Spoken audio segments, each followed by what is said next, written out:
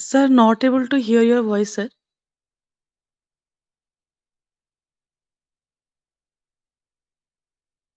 हाँ, मैं ये कह रहा हूँ कि पेपर बता रहे थे कब हुआ था ना, ये लास्ट टाइम डिस्कस किए थे। सो इट वाज 26 नवंबर 30 नवंबर, है ना। दो एग्ज़ाम हुए थे, दो अलग अलग सेंटर पे हुआ होगा, ठीक है, मतलब दो डेट पे अलग अलग दिनों।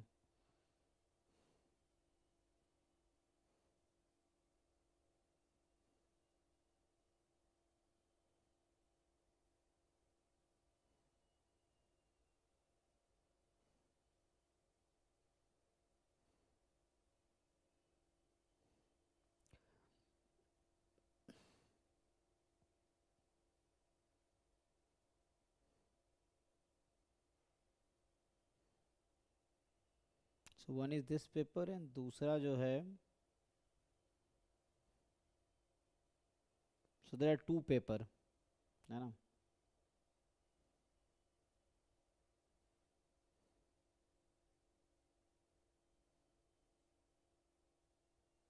है ना, so these are two papers जो ग्रुप में भेजा है मैंने।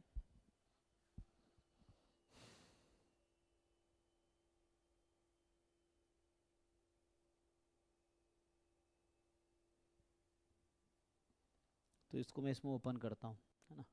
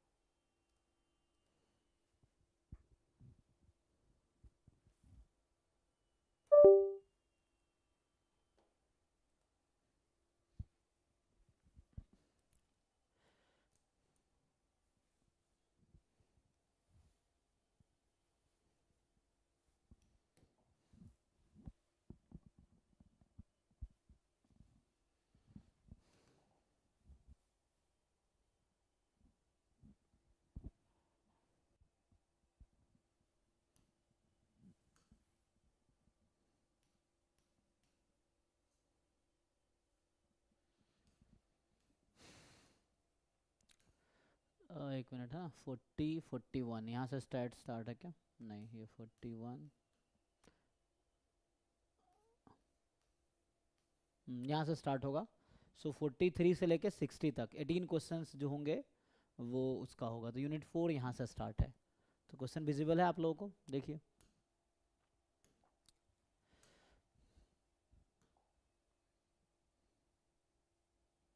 हम्म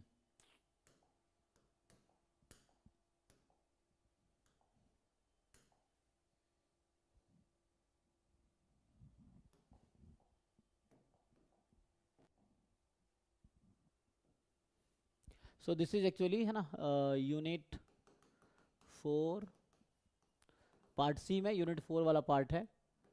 this is the paper November 2020 and it was held on 26 नवंबर। ठीक है, इसमें 2 डिफरेंट डे पे एग्ज़ाम हुआ था due to covid restriction, I think ऐसा हुआ था। ठीक है, सो ये 43 नंबर क्वेश्चन है, because you know part C में क्या होता है, क्वेश्चन नंबर 1 टू क्वेश्चन 60 रहता है। सो ठीक है ना, तो इसमें क्वेश्चन 1 से क्वेश्चन नंबर जो 12 तक है वो पार्ट 1 का होगा। क्वेश्चन 12 से क्वेश्चन नंबर 19 तक पार्ट यूनिट 2 का होगा। फिर क्वेश्चन 19 से अगला 43 तक यूनिट 3 का होगा। एंड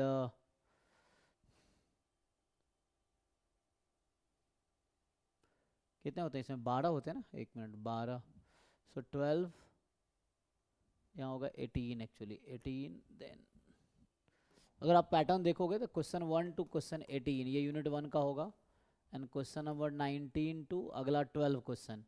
ठीक है, तो उसके हिसाब से देख लो, आई थिंक 19 20 30 तक ये यूनिट 2 का होगा। फिर 31 टू क्वेश्चन 42 यूनिट 3 का होगा। And question 43 to question 60 unit 4 का होगा। जस्ट मैं इस पेपर का आइडिया दे रहा हूँ कि पेपर अगर आप यहाँ देखोगे तो इसमें आपको अभी दिख रहा है ना 43। सो मतलब इस पेपर का जो एक्चुअली मैं अभी ये वाला डिस्कस कर रहा हूँ ना, तो इसमें टोटल क्या है, पार्ट ए में क्वेश्चन 1 टू क्वेश्चन 20 है। पार्ट बी में जो है क्वेश्चन नंबर 1 से क्वेश्चन नंबर कितना होगा, 40 होगा। कितने पार्ट में 60 आता है ना। पार्ट सी में question number 1 to question number 60 होगा, ऐसा है। अब ये तो अकेला एप्टीट्यूड है तो इसमें कोई दिक्कत नहीं है। इस पेपर में क्या ब्लूप्रिंट है, और ये 4 पार्ट में होगा। ठीक है, यूनिट 1 2 3 4 1 2 3 4 ये भी 4 पार्ट में होगा। तो मैं ये बता रहा था पार्ट सी। ठीक है, एनीवे सो इसमें जो क्वेश्चन कितने आते हैं, 12 8 8 12, ये 18 12 12 18, इस तरह से पैटर्न रहता है। तो एनीवे मैं इसको लिखने की कोशिश किया हूँ यहाँ पे। तो अभी आप इसको ट्राई करो, छोड़ो ये क्या है तो इसकी जो मतलब नहीं है। तो मेनली ये है 43 टू 60 जो होगा वो ये होगा। अब इसको ट्राई कीजिए, आसान क्वेश्चन है, this is very easy question. You try and tell, नहीं हो पाता then still you tell, then मैं सॉल्व कर दूंगा, क्योंकि आसान क्वेश्चन है ये।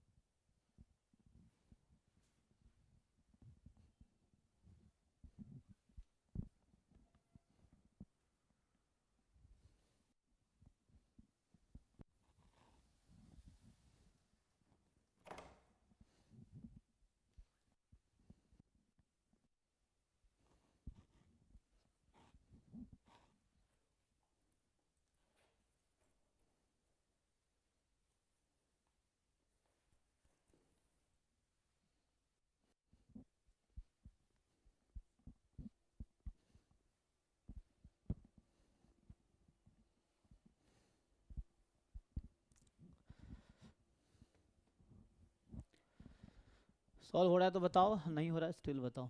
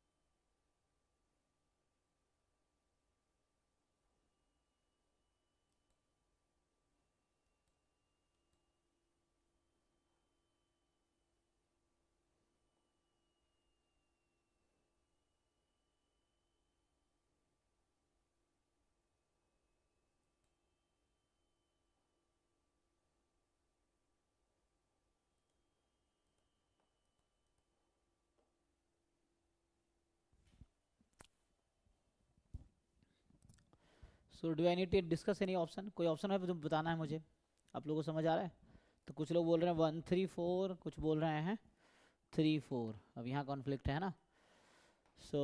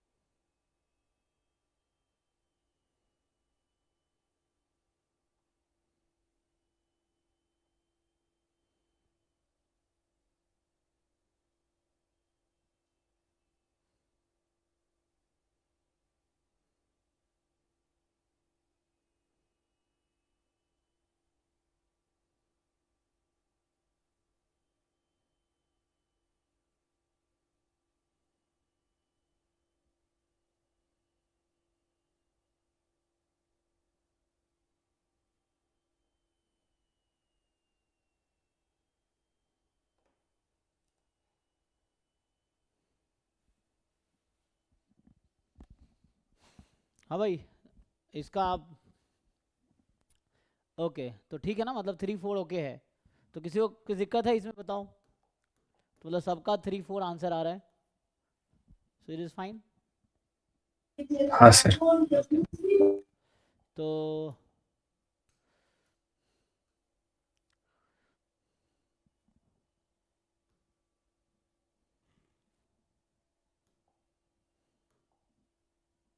हम्म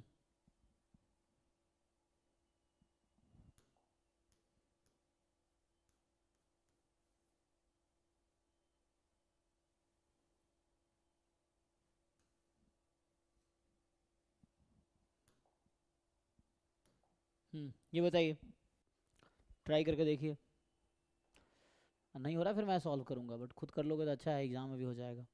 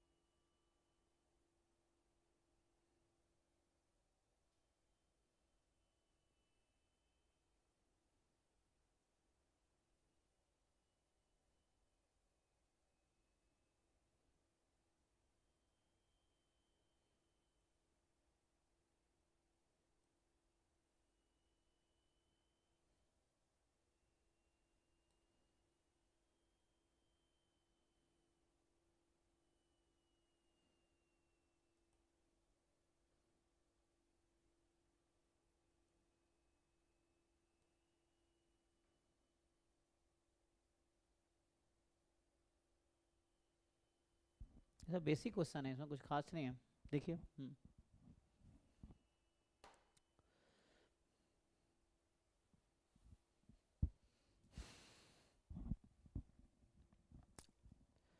सो x1 x2 xn क्या है, रैंडम सैंपल है from normal distribution with unknown mean mu and variance 1, x be the sample mean and x1 minimum है, ठीक है। सो नॉर्मल म्यू 1 तो आसान क्वेश्चन है ना।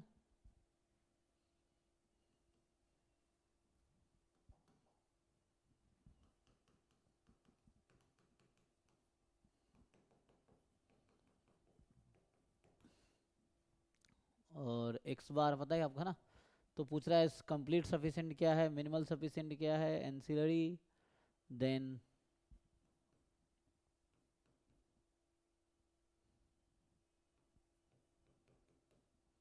है ना।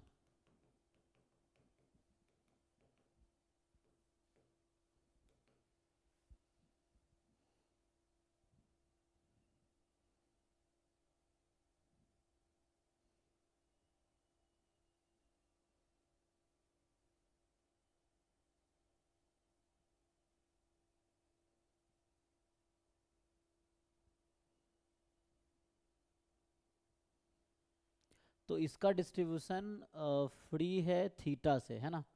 तो यहाँ से ये हो जाएगा कि x बार माइनस म्यू, मतलब मैं सबको ऐड करके n से डिवाइड कर दूँ तो ठीक है ना। तो इसको ऐड करो फिर n से डिवाइड करो।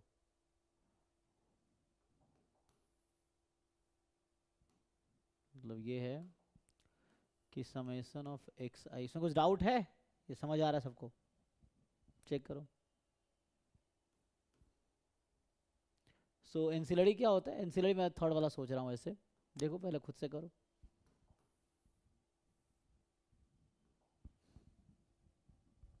सर ये तो एंसिलरी हो जाएगा। क्योंकि अगर समेशन ले लोगे, हाँ वही पूछ रहा हूँ, ऑप्शंस बताओ क्या आएगा। So this has distribution free of mu, है ना, इसका डिस्ट्रीब्यूशन म्यू से फ्री होगा, तो मतलब ये हो गया समेशन एक्स आई माइनस एन म्यू। मैं अगर एन से डिवाइड कर दूँ तब भी फ्री रहेगा, तो एन से अगर आपने डिवाइड कर दिया तब भी फ्री रहेगा, तो x bar minus mu has distribution free of mu. Similarly यहाँ से और लिखोगे तो first order statistics minus mu has distribution free of mu. अब इन दोनों का डिफरेंस ले लेंगे, इन दोनों का, एक इसका और एक इसका, तो इसका डिस्ट्रीब्यूशन भी फ्री होगा म्यू से।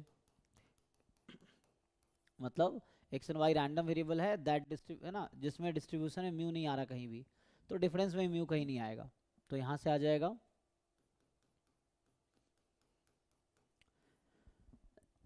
इसमें कहीं म्यू नहीं है ना, ये है।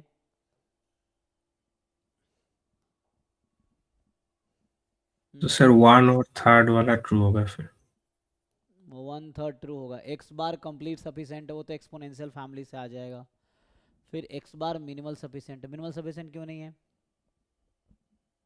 सर समेशन एक सा ही होता है ना मिनिमम सफिशिएंट। तो एक्स बार क्यों नहीं हो जाएगा? पर नॉलेज वाला कच्चा है भाई तुम लोगों का, मतलब स्पेशली तुम्हारा। अब अगर मान लो एक्स बार मिनिमल मतलब समेसन एक्स आई मिनिमल सफिशिएंट है, तो एक्स बार क्यों नहीं होगा?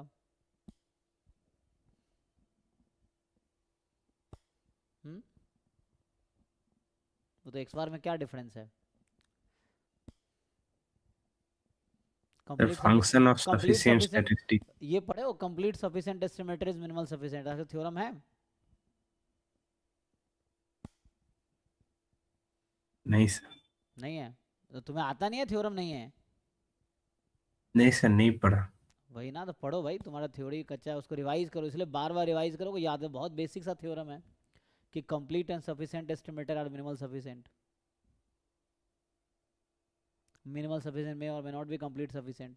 तो पहला ट्रू है, इसीलिए दूसरा भी ट्रू है। ये सब थ्योरम याद रखना पड़ेगा, एग्जाम में मैं थोड़ी बताने आऊँगा।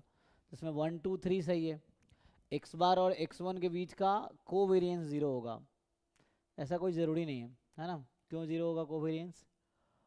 सर ये बासुस थ्योरम से आ जाएगा ना। आ एक्स जाएगा, बार माइनस एक्स वन वो एंसिलरी है लेकिन और एक्स बार कंप्लीट सफिशिएंट है। अरे भाई x bar minus x one ये क्या है? एंसिलरी है, ठीक है। और कंप्लीट क्या है, कंप्लीट सफिशिएंट क्या है? एक्स बार। तो ये दोनों इंडिपेंडेंट है, तो ये कैसे फोर्थ कैसे हो जाएगा?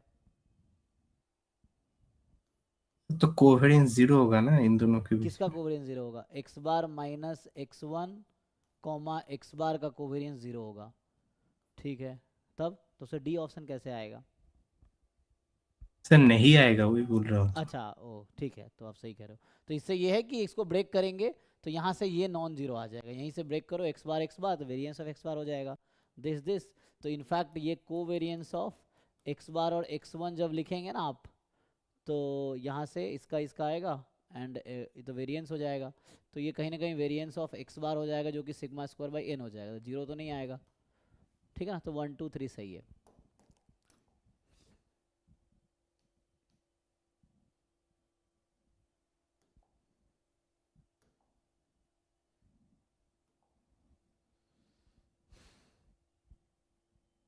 बताइए जी, इसमें क्या कह रहा है कि आपको consider Gauss Markov model y बराबर एक्स बीटा प्लस एप्साइलॉन, जहाँ बीटा एप्साइलॉन पता है। Two choices for x are given this, which of the following statement are true?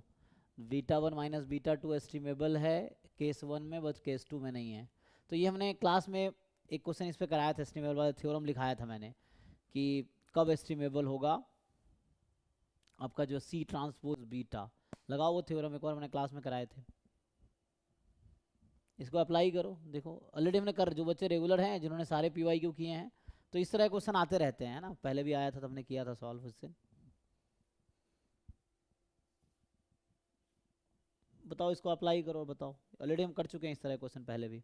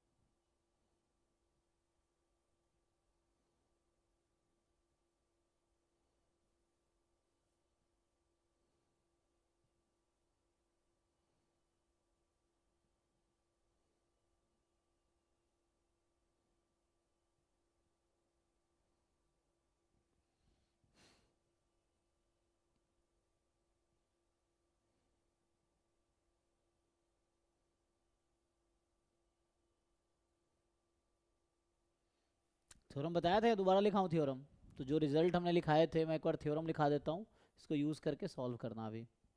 कि जैसे यहाँ मॉडल है y बराबर एक्स बीटा प्लस एप्साइलॉन, तो जहाँ पे y आपका क्या है, y तो एक कॉलम वेक्टर होगा ना, y i, एंड ये होगा, एक मिनट, x जो होगा एक्स आई जे, और क्या है बीटा, सो बीटा मान लो बीटा i, इस तरह से।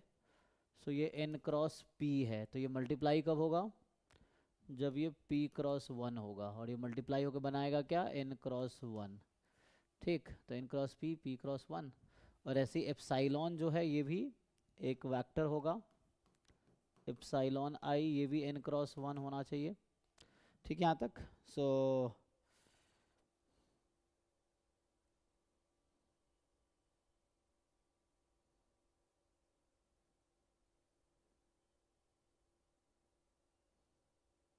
तो लिखाया होगा ना कि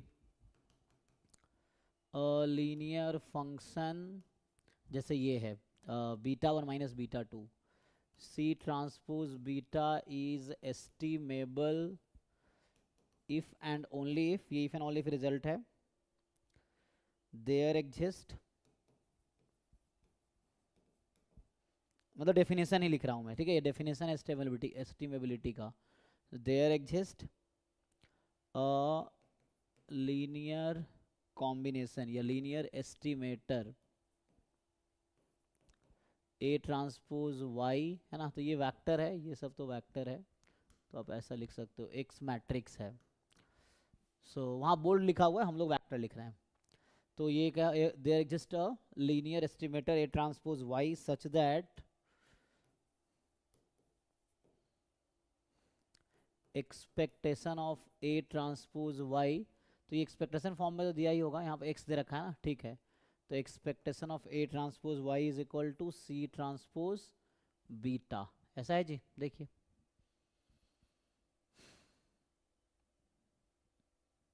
तो मेनली आपको एक्स निकालना था ना, एक्स तो पता ही है, तो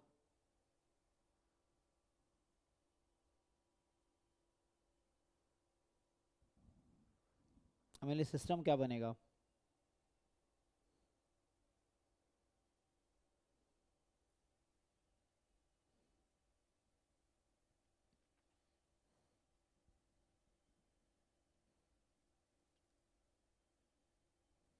ये तो डेफिनेशन हो गया, हाँ,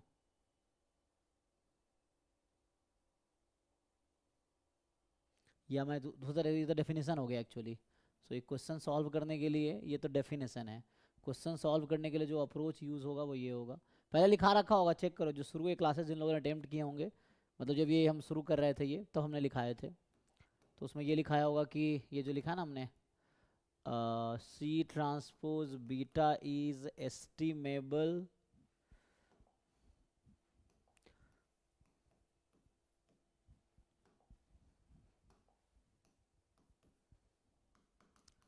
if and only if there exist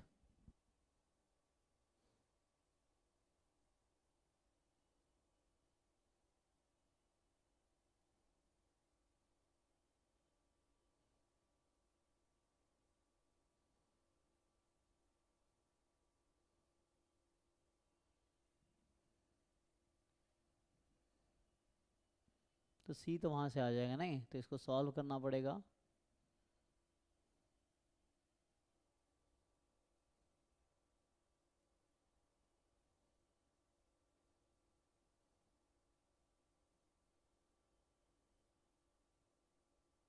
sir rank of x से भी निकलता है ना, रैंक ऑफ एक्स और ranks of x augmented beta उससे भी कर सकते हैं, मैं दूसरा थ्योरम लिख रहा हूँ, उससे भी कर पैरामीटर। सकते हैं, बताइए क्या आएगा।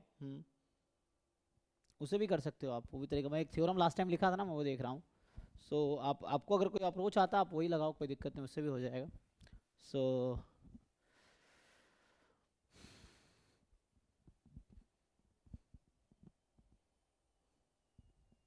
कोई भी तरीके से सॉल्व करो, किसी भी तरीके से करोगे आंसर सेम आएगा।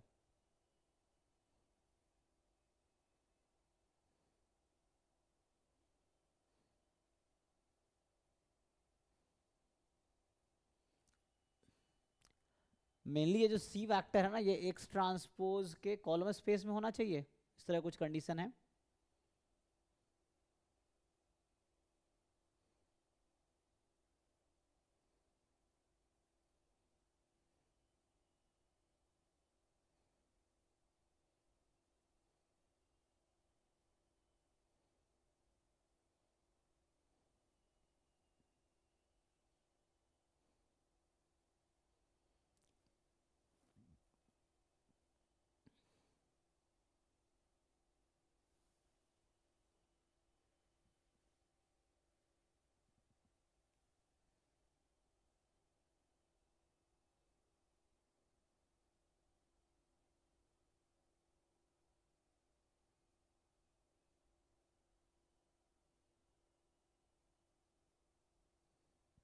जैसे मैं ये लिख रहा था ना, अगर यहाँ लिखूंगी c transpose beta is estimable if and only if c belongs to column space of, column space, अब उसको लगाओ रैंक के टर्म में, आप देखो column space of x transpose ये है, तो मतलब ये हो गया दैट इज, आपको एक ऐसा वेक्टर ढूंढना पड़ेगा कि C transpose is equal to some lambda transpose B, ऐसा नहीं, लैम्डा ट्रांसपोज एक्स, तो ये हो जाएगा, तो यहाँ से लैम्डा ढूंढ लो, काम हो जाएगा।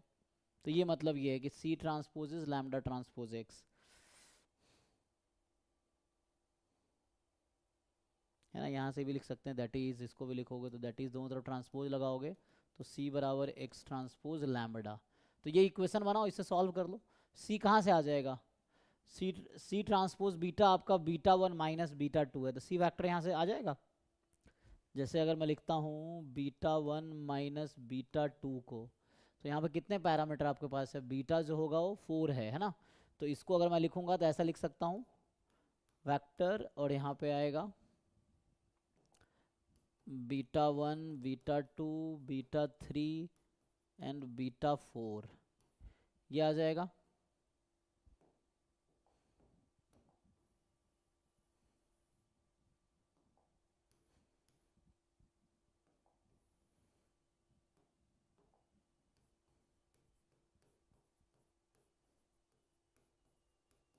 ये आ जाएगा, एंड यहाँ से हो जाएगा बीटा 1 1 माइनस 1 0 0, तो यही आपका है अभी के लिए जो मैं लिख रहा हूँ सी ट्रांसपोज बीटा, वो ये है।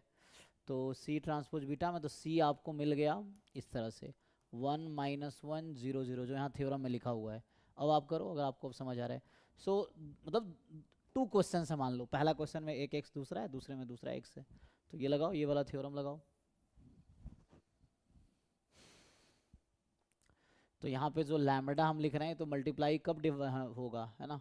तो यहाँ x तो हमारे पास क्या है, यहाँ पे 4 क्रॉस 4 है, तो यहाँ लैम्बडा भी वेक्टर है, ये लैम्बडा ये भी वेक्टर है, तो यहाँ पे लैम्बडा जो आएगा आपके पास, तो ये आएगा लैम्बडा 1 लैम्बडा 2 लैम्बडा 3 लैम्बडा 4। आप रैंक के थ्रू करना चाहो रैंक के थ्रू भी हो जाएगा, अगर आपको अप्रोच पता है कि ये हमें ये चेक करना है कि c must be in the column space of x transpose. तो ये चेक करो क्या सी एक्स के कॉलम स्पेस में होगा, क्या सी को लिख सकते हैं linear combination of columns of x, तो उसे भी सोच सकते हो आप। तो वैसे ही दिख रहा है, इसमें तो आ जाएगा, पहले वाला में तो हो जाएगा, दूसरे में है ना, पहले वाले में ऐसे ही हो जाएगा, पहला दोनों कॉलम का लीनियर कॉम्बिनेशन ले लो एंड बाकी का 0 ले लो, तो 1 माइनस 1 0 0 काइंड ऑफ। तो पहला तो ऐसे ही दिख रहा है, दूसरे वाले में थोड़ा दिमाग लगाओ, चेक करना पड़ेगा जो आप कह रहे हो रैंक का, है ना। सो इसमें 2 नॉन जीरो नंबर है ना, तो ये चेक करो भाई, ये एस्टिमेबल होगा, तो सी ट्रांसपोज बीटा जो आपके पास है वो ये है, तो वो एस्टिमेबल होगा अगर आप एक ऐसा सी वेक्टर मिल जाए मुझे कॉलम स्पेस ऑफ एक्स में, मतलब सी ट्रांसपोज को ऐसा। तो ये इक्वेशन सॉल्व करके लैम्बडा निकालो दोनों पार्ट में, पहले पार्ट में यहाँ एक्स रखो, सॉल्व करो, सी आपको ऑलरेडी यहाँ पता है, ठीक है। तो ये सी पुट करो, लैम्बडा यहाँ पुट करो, एक्स वहाँ पुट करो, 2 पार्ट है, दोनों सॉल्व करो और चेक करो क्या आपको लैम्बडा क्या मिल रहा है, एंड देन उससे काम हो जाएगा। तो ये थ्योरी भी लिख दिया मैंने, मैं इस अप्रोच से सॉल्व करता हूँ, बाकी अपने तरीके से सॉल्व कर सकते हो, आपकी मर्जी है, आंसर किसी भी तरीके से सेम ही आएगा।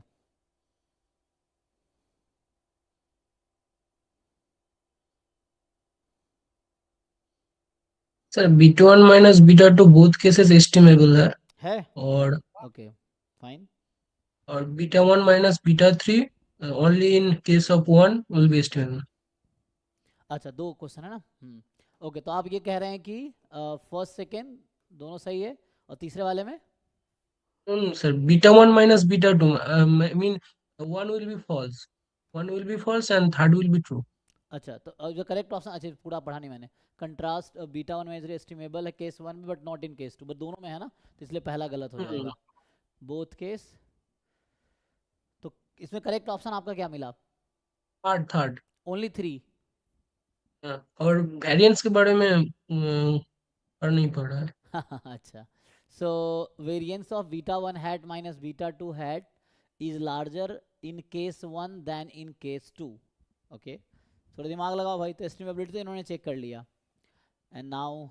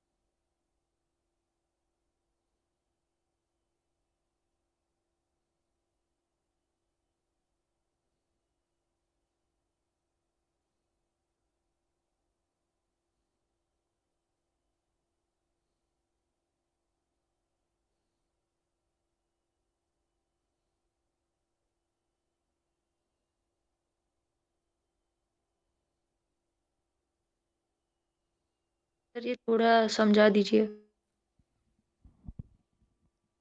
अच्छा, तो एस्टिमेबिलिटी चेक कर पाए कि नहीं? वो भी नहीं कर पाए। अब कितनी बार समझाने के बाद समझ आएगा? मतलब कहने का मतलब ये है कि पिछली बार हमने कराए थे ना आपने, अगर मैं पेपर खोल के दिखाऊं, जो पहला पेपर हमने क्या स्टार्ट किया था इस बार, जब ये सेशन स्टार्ट किया था हमने क्रैश कोर्स, पहला पेपर किस ईयर किया था? 23 का शायद, जून 2023। इसी की जून 2023 में भी सेम क्वेश्चन आया है। जैसे मैं क्लास में कोई क्वेश्चन कराता हूँ, उसके बाद खुद भी करो, खुद करोगे तो दिमाग में रहेगा, वरना कुछ नहीं रहेगा।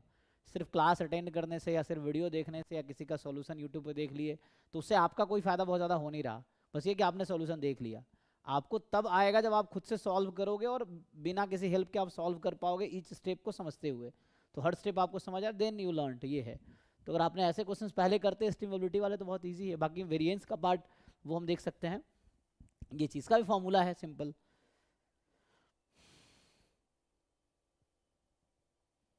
ये दिन 30 नवंबर वाला पेपर हम अभी डिस्कस कर रहे हैं। नहीं, हमें 2 पेपर था ना, मैं भी कह रहा था 26 का शायद कह दिया। नहीं, ये आई थिंक 30 नवंबर वाला पेपर है। ये जो अभी देख रहे हैं ना, ये वाला पेपर है ना। 26 2 पेपर हुए थे ना उसमें। सो तो आई थिंक ये नहीं डिस्कस कर रहे थे। यहाँ मैंने 26 ये लिख दिया ना। ये 30 नवंबर को जो पेपर हुआ था ये वो वाला है। एक बार चेक करना ग्रुप में क्वेश्चन पेपर है, यू जस्ट मैच कि किस में हो रहा है ना।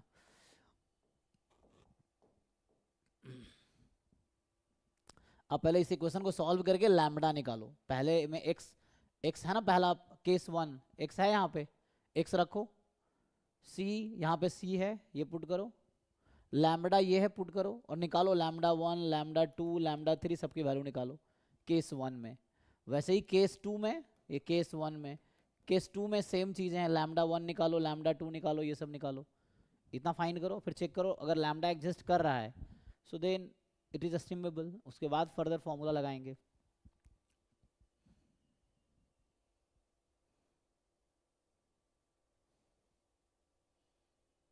सर फर्स्ट में तो एक्स तो आइडेंटिटी है ना, तो लैम्बडा इज इक्वल्स टू सी आ जाएगा, मतलब 1 - 1 0 0।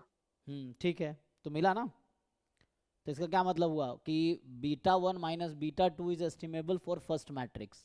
What about second? Check for second matrix x.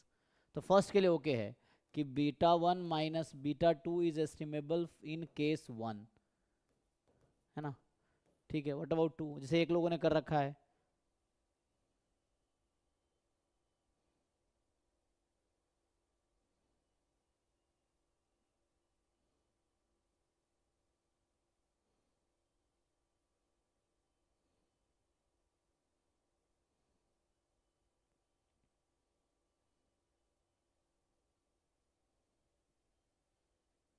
अच्छा ये कलर रेड आपको दिखने रहा होगा यहाँ पे।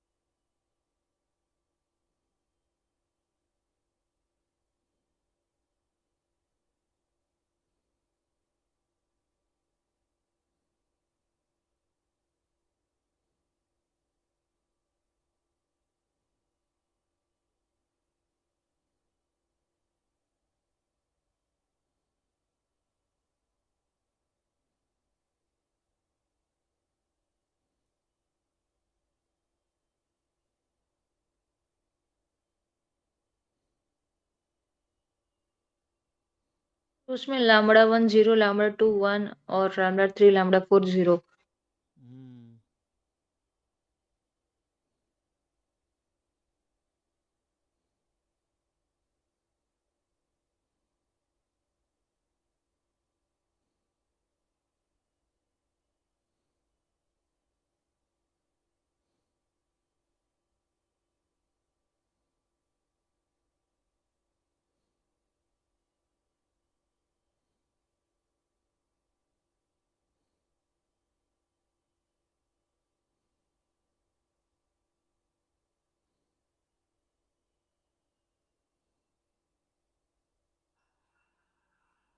सर 2 एंड 4 करेक्ट है ना, उसमें बीटा 1 माइनस बीटा 2 एस्टिमेबल आ रहा है और बीटा 1 माइनस बीटा 3 दोनों केसेस में। हो गया, दोनों एस्टिमेबल है ना? ओके। Yes sir. जैसे पहले ही बताया था उन्होंने कि बीटा 1 माइनस बीटा 2 दोनों केस में एस्टिमेबल है, और जैसे उन्होंने बताया कि बीटा 1 माइनस बीटा 3 केस 1 में एस्टिमेबल है, केस 2 में नहीं है। इतना सबको नहीं समझ आ सर, रहा है ना? दोनों में अच्छा, वो भी दोनों में है। Beta one minus beta, yes sir. Beta 1 check कर लो भाई, बाकी लोग भी चेक कर लो। बीटा 1 माइनस बीटा 3 दोनों केस में एस्टिमेबल है। ओके, मतलब बीटा 1 माइनस बीटा 3 तो उसमें चेंज क्या आएगा? 1 0 1 0, यही ना? हाँ, तो पहले केस में तो हो ही जाएगा क्योंकि आइडेंटिटी है वो, तो मिलना ही है। दूसरे वाले केस के लिए मान आपको चेक करना और लैम्डा निकालना पड़ेगा। If lambda exist then it is estimable. 2 true है, 4 फॉल्स है। अच्छा, estimable in both cases and variance of this is larger in case 1 than in case 2.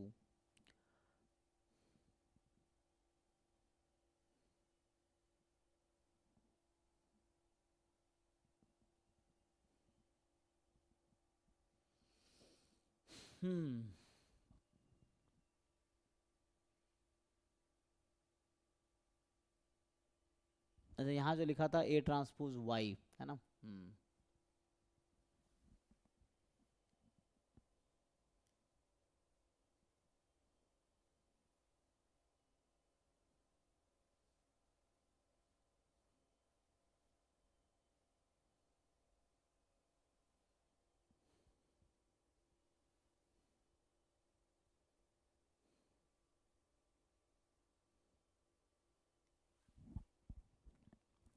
तो अब रैंक से कैसे कह रहे थे कि रैंक मान लीजिए x का रैंक कितना है? पहले केस में 4 है, दूसरे में भी रैंक 4 है, x का 4 है। यस सर, एक्स का है और एक्स आर्गुमेंटेड, मतलब सी प्राइम का तो वो x करेंगे का उसमें। वही एक्चुअली मेनली ये सिस्टम जो सॉल्व करते हैं ना, तो आपने सिस्टम ऑफ इक्वेशन पढ़ा होगा, तो उससे ही रैंक का कॉन्सेप्ट आता, तो उससे भी आप चेक कर सकते यस हैं सर, सीधा सीधा। Yes sir. तो पूरा पूरा लैम्डा निकालने की फिर नीड नहीं होगी आपको, ये बस चेक करना है कि सॉल्यूशन एग्जिस्ट करेगी या नहीं करेगी, यही ना? तो जो आप कह रहे हैं यहाँ पे, जैसे हम ये yes, क्या sir. है ना, ए एक्स बराबर बी काइंड ऑफ सिस्टम है, तो ए एक्स ए की जगह एक्स आ रहा है तो बराबर बी सिस्टम है, तो इसमें बात सॉल्यूशन कब होगा? तो जब rank of x transpose equal है rank of x transpose augmented c के, यही ना? ये हो जाएगा इस वाले सिस्टम की बात करें तो। यस तो अगर इन दोनों का रैंक इक्वल है तो सॉल्यूशन तो एग्जिस्ट करेगी। तो इससे जो आप कह रहे थे वो कर सकते हैं आप, जो शुरू में कह रहे थे कि ये सिस्टम, हमने सिस्टम ऑफ इक्वेशन पढ़ रखा है लीनियर अलजेब्रा में। So this will have solution if rank of x transpose is equal to rank of augmented matrix x transpose c. दोनों इक्वल है तो काम हो जाएगा। तो एक्स का 4 है, एक्स ट्रांसपोज सी का भी 4 होगा। दोनों केस में एक्स का रैंक 4 है, दोनों केस में एक्स ट्रांसपोज सी का रैंक 4 होगा। तो एस्टिमेबल बोथ केसेस में है एक्चुअली, ठीक है? तो ये क्यों है? क्योंकि ये ऐसे ही दिख रहा है ना, रैंक ऑफ एक्स दोनों में 4 है, एक्स और एक्स ट्रांसपोज का रैंक हमेशा इक्वल होता है। तो एक्स ट्रांसपोज का रैंक दोनों में 4 है, तो इसका 4 ही रहेगा, 4 से ज़्यादा हो नहीं सकता, कम भी नहीं हो सकता। एक कॉलम अगर ऐड करोगे तो रैंक बढ़ सकती है, घट नहीं सकती कॉलम ऐड करने से, ये है। और चूंकि फुल रैंक है तो रैंक बढ़ भी नहीं सकती यहाँ पे। तो दोनों केस में एस्टिमेबल है। ओके, नाउ अब रह गया वेरिएंस की बात। बताओ जी, आपने कैसे ट्राई किया, किनका आंसर आया है? जो एस जी हैं बताइए। So how do you know कि 2 ट्रू है 4 फॉल्स है? क्या अप्रोच है?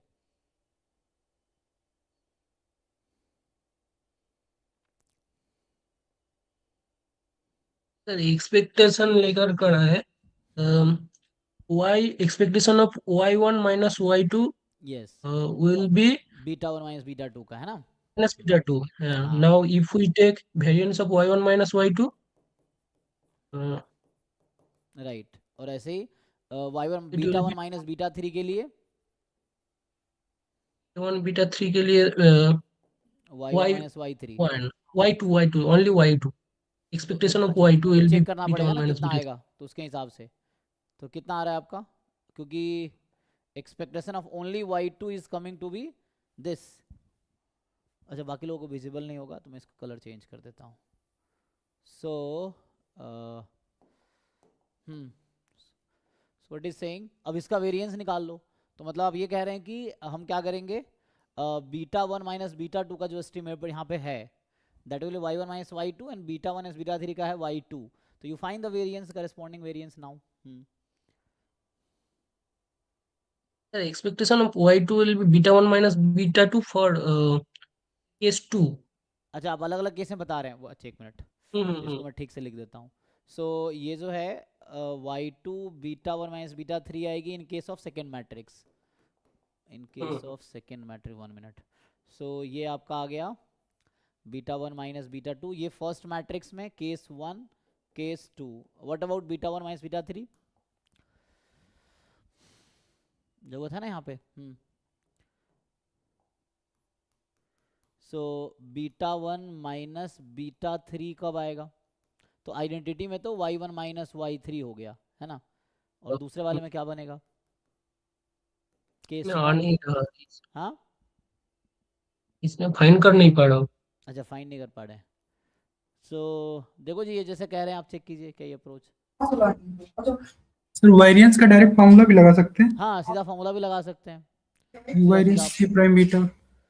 तो आप क्या कह रहे हैं? Variance c prime beta equal to variance c prime beta equal to sigma square c prime x x transpose x inverse x transpose x inverse sigma square c transpose x transpose x का inverse x inverse. Whole inverse और सी।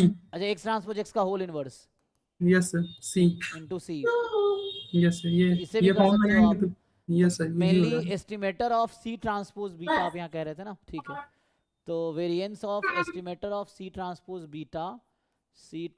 Beta hat S वाली बात कर रहे हैं ये, ठीक है। तो ये लगा लो, इससे भी कर सकते हो। दूसरा अप्रोच ये है, देखो भाई, सेकेंड अप्रोच इज दिस। वहां थोड़ा ढूंढना पड़ेगा कि किसका एक्सपेक्टेशन लोगे। सो यू विल हैव, वो कर सकते हो ना, उसके लिए थोड़ा लीनियर कॉम्बिनेशन देखना पड़ेगा आपको, वही ना। सो ये तरीका में क्या है कि you have to find the linear combination. जैसे इसको अगर मल्टीप्लाई कर दो तो क्या बन जाएगा?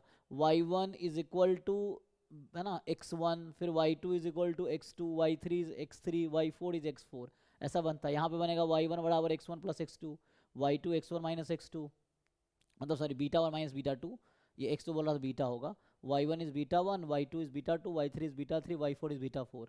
एंड यहाँ से y1 is beta 1 plus beta 2, y2 is beta 1 minus beta 2, y3 is beta 3 plus beta 4, y4 is beta 1 minus beta 3 minus beta 4, like this you have to take the linear combination। तो ये थोड़ा difficult होगा, linear combination लेना पड़ेगा।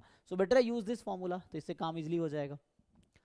तो जैसे अभी आपको पता है ये केस 1 में जो c है वो है 1 माइनस 1 0 0, केस 2 में जो c है वो है 1 0 1 0 1 0 माइनस 1 0, यही है ना, ये है। अब इसमें पुट कर लो एंड करस्पॉन्डिंग दोनों केस में अलग अलग आंसर निकालो। In first case use this c and use that x, identity है वो, तो आइडेंटिटी तो वो खत्म हो जाएगा। Second case use this c and the second matrix is that. Put करो, अब जिनको नहीं आ रहा था आ जाएगा। 2 and 4 करेक्ट है सर। अच्छा, 2 and 4 दोनों करेक्ट हो गया, okay. So you check it. अभी भी किसी को डाउट है तो पूछो भाई।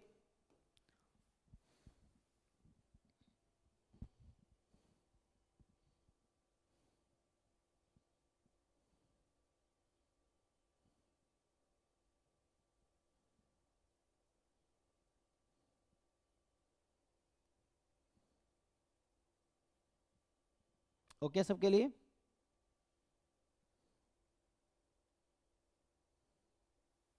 चलिए, तो अगर हो गया तो ठीक है। सो नेक्स्ट है 46।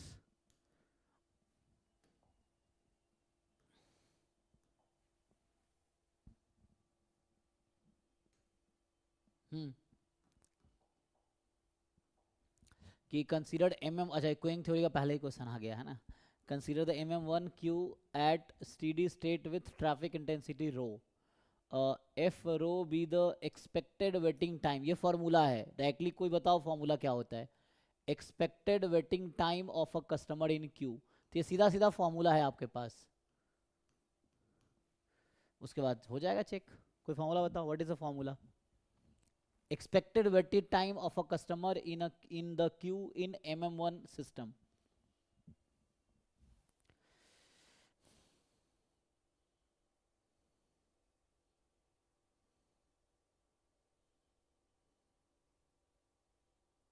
ठीक है। तो यहाँ पे अगर आप बात करोगे जो ये बता रहे थे, सो जैसे आपने निकाला होगा वेरिएंस, फर्स्ट केस में जो वेरिएंस आता है ना, इसमें जो फर्स्ट केस ये जो variance of beta 1 hat minus beta 2 hat, तो ये दोनों केस में क्या क्या आया था, ये पूछा था ना यहाँ पे।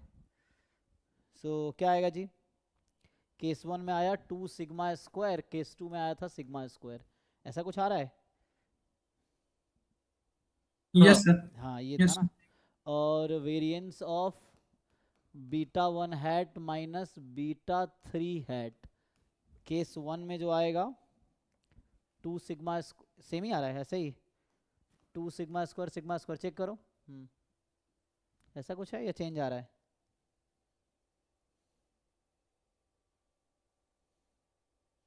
ठीक, एनीवे तो हो जाएगा ना, larger in case 1 then in case 2, दोनों में लार्जर इन केस 1, ठीक है सही है। हाँ तो 2 सिग्मा स्क्वायर ये ऐसा होगा, यहाँ 2 सिग्मा, इस फॉर्मूले से लिखा हूँ मैं, you calculate using this formula, ये फॉर्मूला लगाओ, इससे ही लिख रहा हूँ वो है। एनीवे हाँ अब इस पे आते हैं, इसका बताइए आंसर क्या है।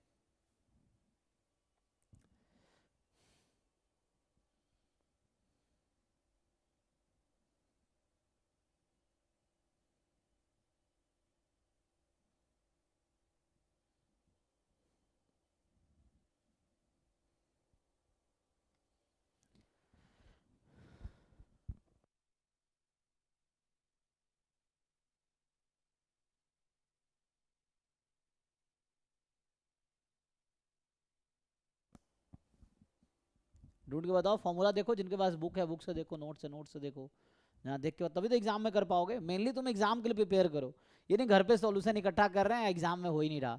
एग्जाम में तभी होगा जब आपके दिमाग में कॉन्सेप्ट होंगे, दिमाग में अप्रोच होगा, उसके लिए घर पे उस तरह से सॉल्व करना होगा। रो अपॉन 1 माइनस रो होता है sir. Rho upon 1 minus rho, इसमें पूछा गया है expected waiting time of a customer in Q. In system और इन क्यू अलग अलग होता है ना। सिस्टम का मतलब हुआ कि जो सर्विस में है वो भी काउंट होगा, क्यू का मतलब है कि सर्विस वाले को छोड़ के जो वेटिंग है सिर्फ उतना। तो इन क्यू बोला है ना, तो मतलब only waiting, not in the जो सर्विस में जो कस्टमर है उसको छोड़ के, इस तरह से।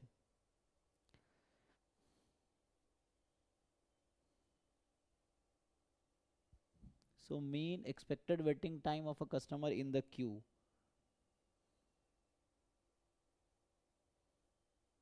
तो ये है लैम्बडा अपॉन, तो ये जो रो होता है ना, ये रो है क्या, रो किसको रिप्रेजेंट कर रहा है। रो का फॉर्मूला यहाँ क्या होता था, lambda upon mu. So lambda is arrival rate, mu is the service rate, ठीक है।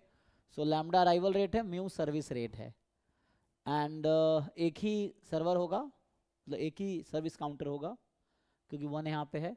तो ये जो फॉर्मूला रो ये होता है, तो इसका जो फॉर्मूला है आपके पास mean waiting time in queue. आप क्या बता रहे थे यहाँ पे। सो ये है lambda upon mu into mu minus lambda, ये कोई फॉर्मूला है चेक करो। Mean number in the system, the mean number ना एक्सपेक्टेड वेटिंग टाइम है, तो एक्सपेक्टेड वेटिंग टाइम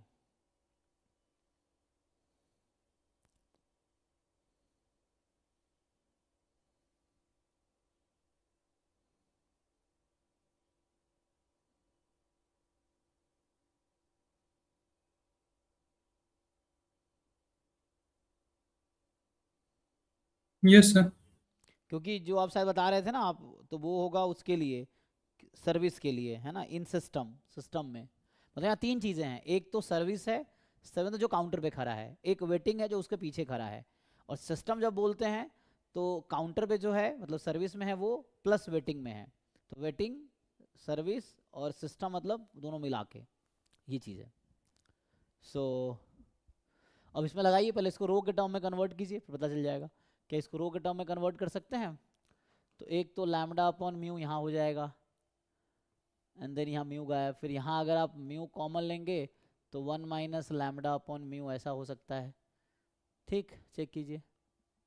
तो यहाँ से अगर रो के टर्म में लिखना चाहे तो rho upon mu 1 minus rho ऐसा काइंड ऑफ आ गया।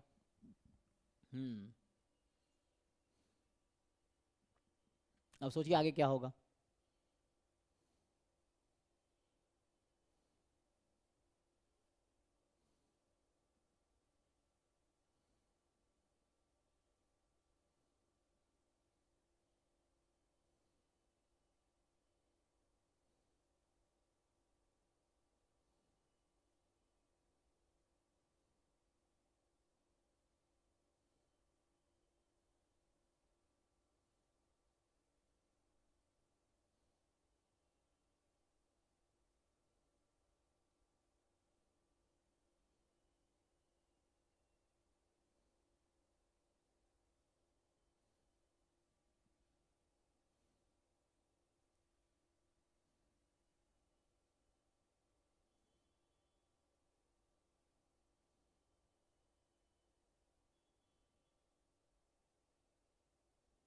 अब बताओ, अब तो चेक कर पाओगे ना।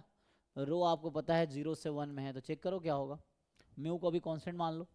तो अब ये इंक्रीजिंग है रो में, डिक्रीजिंग है, मैक्सिमम है इस पे, स्मूथ फंक्शन है, क्या लग रहा है?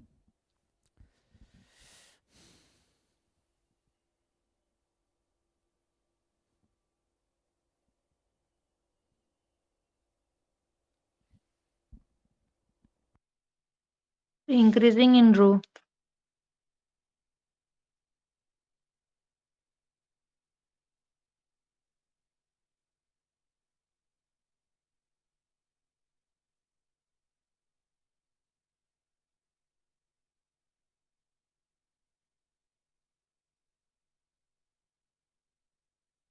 तो क्या आंसर क्या आया, आप बताइए, इसमें फाइनल आंसर क्या है?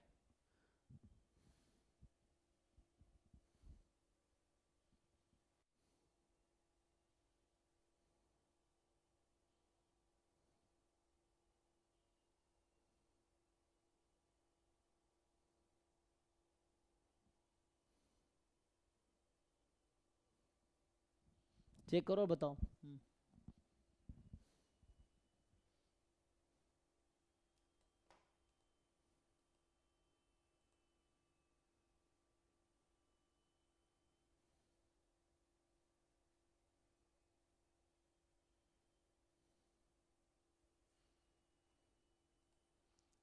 इंक्रीजिंग डिक्रीजिंग चेक करना आता है ना। इंक्रीजिंग कैसे चेक करोगे डिक्रीजिंग? एफ डैश रो निकालो। अब देखो ये पॉजिटिव है कि नेगेटिव है, ये बताइए मुझे। तो ऐसे अभी बताया था किसी ने आप में से, है ना? इंक्रीजिंग है तो डिक्रीजिंग नहीं होगा, कोई एक ही सही होगा। अब मैक्सिमा निकालो, इसका पॉइंट ऑफ मैक्सिमा कैसे निकालते हो? रो को 0 पुट करो और देखो क्या उस पर फर्स्ट डेरिवेटिव टेस्ट या सेकेंड डेरिवेटिव टेस्ट लगाइए, या फिर दिखा दो कोई और पॉइंट है जिसपे वैल्यू इससे ज़्यादा है, तो वो आपका काउंटर एग्जाम्पल हो जाएगा। मतलब हाफ पॉइंट ऑफ मैक्सिमा कब होगी? जब मैं रो की जगह हाफ के अलावा कुछ भी रखूंगा 0 से 1 में, तो हाफ पे ही मैक्सिमम मिलेगी, किसी और पॉइंट पे उससे कम ही मिलेगी। अगर आपने कोई और पॉइंट ढूंढ लिया जहाँ पे वैल्यू ज़्यादा है then rho is equal to half, तो rho is half is not maximum.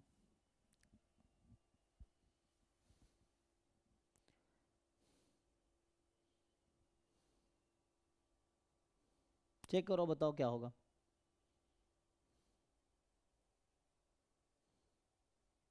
क्योंकि लैम्डा और म्यू यहाँ पॉजिटिव रहता है ना, लैम्डा रेट है और म्यू भी रेट है। लैम्डा अराइवल रेट है, म्यू सर्विस रेट है, या डिपार्चर रेट समझ सकते हो म्यू को। तो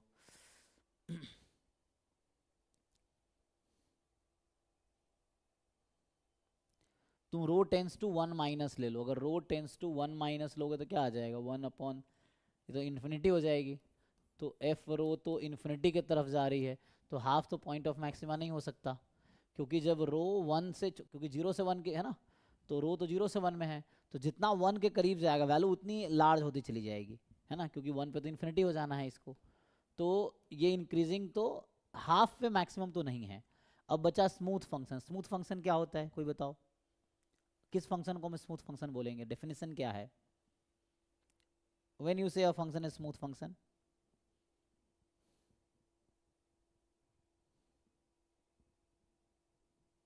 किसी को नहीं पता? देख के बताओ, जो मैं पूछता हूँ जरूर नहीं आपको याद हो। आप कहीं से देख के बता सकते हो, जब देख के भी बताओगे तो दिमाग में एक बार जाएगा तो वो याद रहेगा लॉन्ग रन में, तो एग्जाम में जरूरत पड़ेगी याद होगा। ना आपको आता है ना देख के बताना है, तो एग्जाम में भी नहीं आएगा। ये चीज़ें हैं। तो उसके लिए थोड़े नहीं पता, गूगल कर लो, कहीं से देख लो, बुक खोल के देख लो, गूगल कर लो, इतने सारे ऑप्शन हैं आपके पास। एटलीस्ट पता, इस बहाने क्या है, पता चल जाएगा आपको कि अच्छा ये होता है। तो एग्जाम में तो कोई गूगल वूगल नहीं होगा, अभी है, यूज़ कर लो, ये चीज़ है।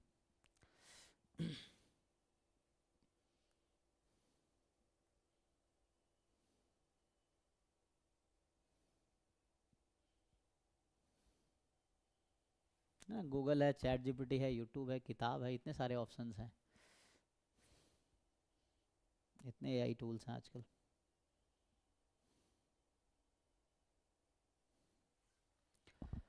ठीक है जी। सो बताइए, मतलब एआई के ज़माने में अगर एआई यूज़ नहीं करोगे ना पीछे रह जाओगे। तुम कहते हैं ना लोग कि एआई जॉब खा जाएगा, एआई उन्हीं लोगों का जॉब खाएगा जिनको एआई यूज़ करना नहीं आता, है ना। ये चीज़ें हैं।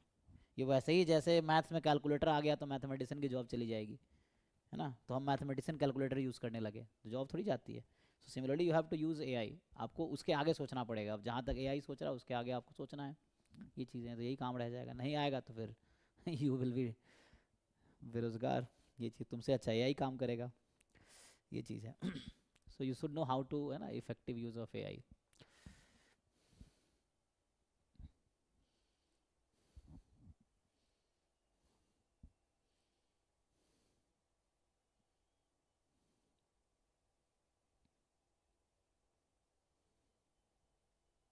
एनीवन, किसी को समझ आया? क्योंकि तुम देख के भी समझ पाओ ये भी बड़ी बात है। मान लो गूगल पे पढ़ लिए और अगर नहीं समझ आया तो ये भी हो सकता है ना। किताब में बहुत सारी चीज़ें लिखी हैं, बहुत सारी चीज़ें आपको नहीं आती होंगी। क्यों? क्योंकि आपको समझ नहीं आया। आपने में से बहुत सारी चीज़ें पढ़े होंगे लेकिन आपको बहुत सारी चीज़ें नहीं आती हैं क्योंकि आपकी अंडरस्टैंडिंग उस लेवल की नहीं हुई है। तो ये भी डेफिनेशन पढ़ के समझना भी एक अंडरस्टैंडिंग चाहिए उसके लिए। तो कोई समझाओ, किसी को समझ आया तो। What is smooth function? कहीं से देख के बताओ और सिंपल लैंग्वेज में बताओ ताकि सबको समझ आए कि स्मूथ फंक्शन होता क्या है। मतलब मैं कैसे चेक करूँगा कोई फंक्शन स्मूथ फंक्शन है या नहीं है? तो उसके लिए क्या क्राइटेरिया है, क्या डेफिनेशन है, क्या थ्योरम है?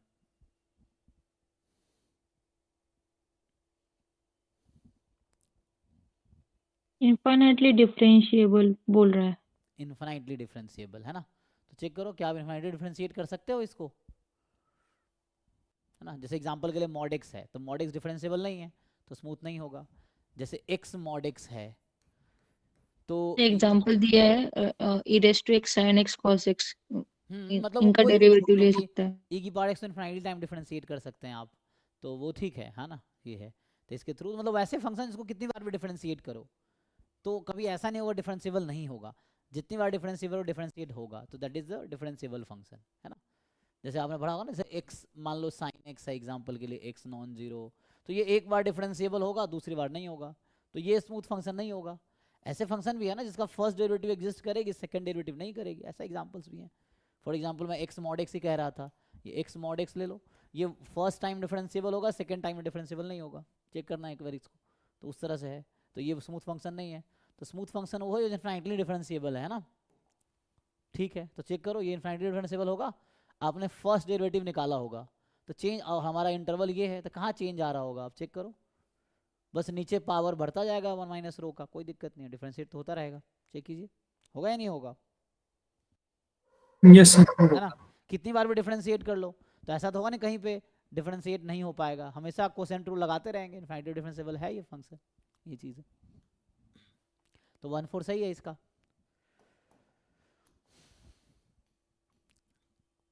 तो मेनली इसमें आपको कुछ फॉर्मूला है जो याद रखने की जरूरत है। MM मॉडल में कुछ 10-12 फॉर्मूले हैं, वो याद रखोगे तो काम हो जाता है।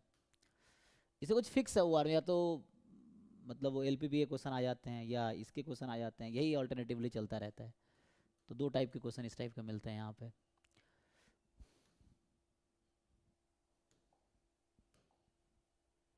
ठीक है ना। और जमाना जैसा है उसके हिसाब से चलना है ना। जैसे AI यूज़ नहीं करोगे तो पीछे रह जाओगे, जैसे जमाना है उसके हिसाब से ना। कई वो बोलते हैं ना AI से कर लिया, चैट जीपीटी से कर लिया, किया तो कम से कम, ना करने से बेहतर है ना। ये चीज़ें हैं। सो वो है, नहीं करोगे तो पिछड़ जाओगे दुनिया से, ये है। तो जैसा जमाना चल रहा है उसके हिसाब से खुद को इम्प्रूव करो।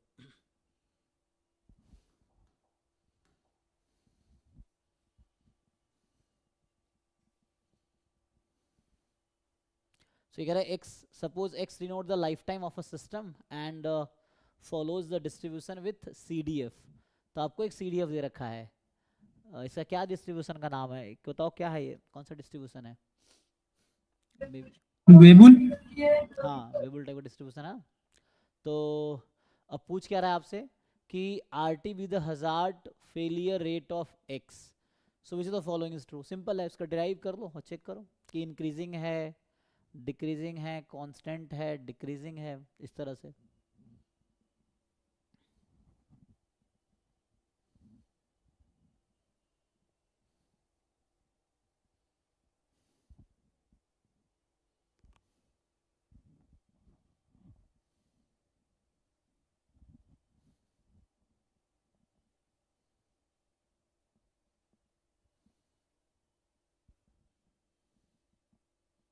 मतलब इसका डिसाइड करो, मतलब फॉर्मूला देखो हजार्ड रेट फंक्शन क्या है।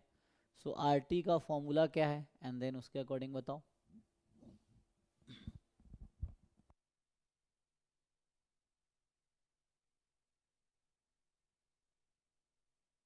चेक करो भाई, चेक करो।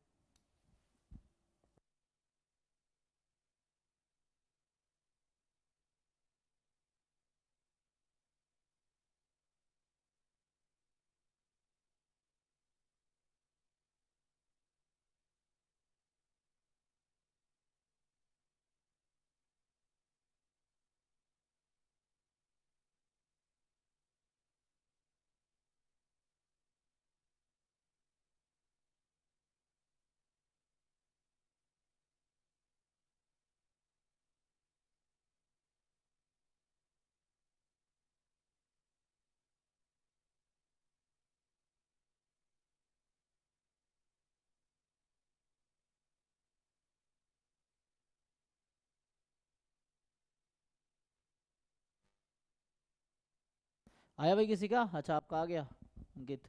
134 1 3 4 मतलब आप कह रहे हैं इंक्रीजिंग है, डिक्रीजिंग नहीं है, कांस्टेंट है अगर गामा 1 है तो, और डिक्रीजिंग अगर गामा 0 से 1 है। तो सिंपल डिराइव करना है फॉर्मूले से, आ जाएगा।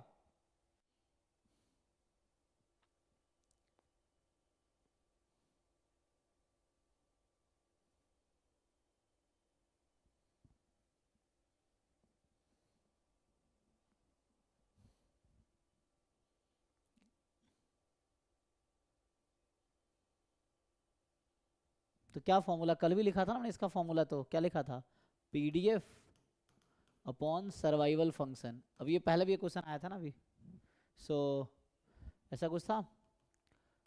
तो PDF upon 1 minus F T, इसमें अगर 10 साल के पेपर सॉल्व कर लोगे ना तो तुम्हें बहुत सारे कॉन्सेप्ट रिपीटेटिव मिलेंगे जो रिपीट कर रहे हैं। नेट के मैं कह रहा हूँ पिछले 10 साल के पेपर अगर आप सॉल्व करो, 20 पेपर है, 20 नहीं चलो कुछ एग्जाम नहीं हुए तो 15 होंगे कम से कम ना, 15 पेपर आपके पास है, 15 पेपर को आप 5-10 बार सॉल्व कर लो, आपको सारे कॉन्सेप्ट ऐसे ही लिप्स पे आ जाएंगे कि हाँ सब आपको आता है। और वही एग्जाम में आने वाला, नया क्या आएगा, ये चीज़ें हैं। और फर्स्ट टाइम जब सॉल्व करोगे सबसे ज़्यादा डिफिकल्ट लगेगा, फिर इजी होते चले जाएंगे, जितनी ज़्यादा बार रिवाइज करोगे उतना इजी हो जाएगा। ये है जैसे हजार रेट पर भी कल भी हमने डिस्कस किया था क्वेश्चन एक, उस तरह से है। सो वैसे है, MM1 पे भी रेगुलर क्वेश्चन आते हैं। एनीवे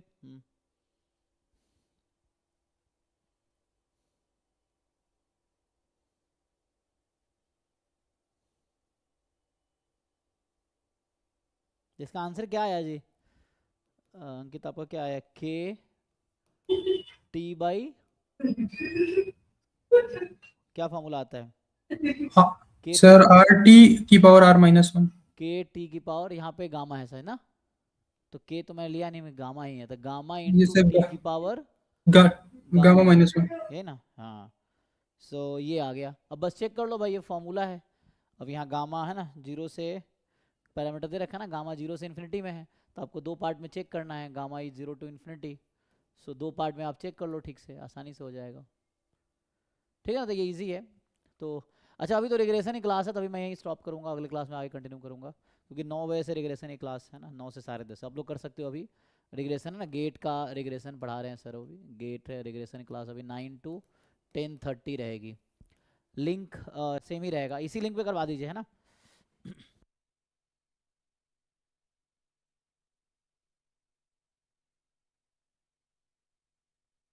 ठीक है जी, तो इसी लिंक पे क्लास होगी रिग्रेशन की, तो जिनको अटेंड करना वेट कर लो, जिनको जाना है बाय बाय, मिलते हैं नेक्स्ट क्लास में। तो